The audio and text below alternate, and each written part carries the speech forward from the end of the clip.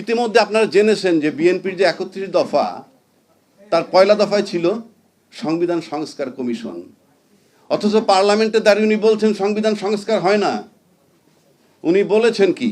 উনি বলেছেন যে সংবিধান স্থগিত হয়, সংবিধান সংশোধন হয়, সংবিধান বাতিল হয়, কিন্তু সংস্কার হয় না। তো ওনার ৩১ দফার মধ্যে সংবিধান সংস্কার কমিশন, সংবিধান সংশোধন কমিশন ছিল না কেন? তার মানে সংস্কার হয়। আর যদি বলেন যে সংস্কার হয় না, তাহলে আপনি ওটা ভুল লিখেছেন এবং সেটা আপনি জানেন না। তারপরে যখন আপনি আসছেন নির্বাচন ইশতেহার দিয়েছেন, সেখানে ১ আর ২-তে সেখানেও বলা হয়েছে সংবিধান সংস্কার করবেন। তো আপনি সংবিধান সংস্কারের কথা তো আপনারাই বলেছেন, আর জুলাই সনদেও সংবিধান সংস্কারের কথা আসছে। তো সব জায়গায় তো সংবিধান সংস্কারের কথা আসছে।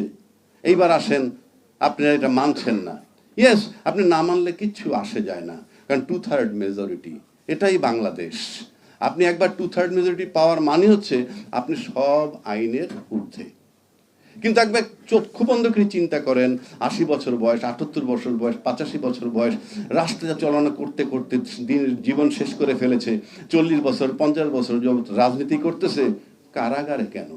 জীবনের শেষ পর্যায়ে এত রাজনৈতিক অবদান আপনাদের, দেশ গড়লেন, সবকিছু গড়লেন, শুধুই দেশ গড়লেন, দেশের জন্য জীবন বিসর্জন দিলেন, কারাগারে কেন? দেশের জন্য যারা জীবন দেয় বা দেশের জন্য যারা কাজ করে, হয় তারা শহীদ হয়ে যায়, আর নয় বেঁচে থেকে পান্তা ভাতার ওই মরিচ পেঁয়াজ দিয়া ভাত খায়। এর মাঝখানের যারা, তারা কিন্তু সবসময় বিলাসবহুল জীবন যাপন করেন।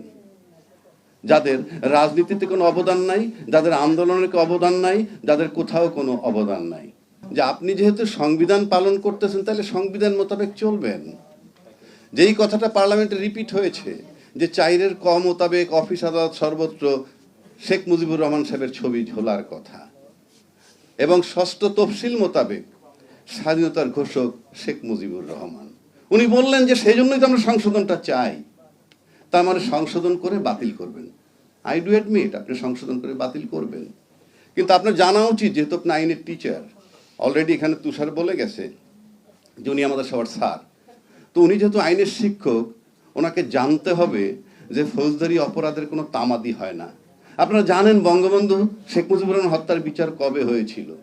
আপনারা জানেন ৭১-এর মুক্তিযুদ্ধের অপরাধের জন্য বা মানবতা বিরোধী অপরাধ যারা করছে তাদের বিচার কবে হয়েছিল। তার মানে এটা তামাদি হয় না।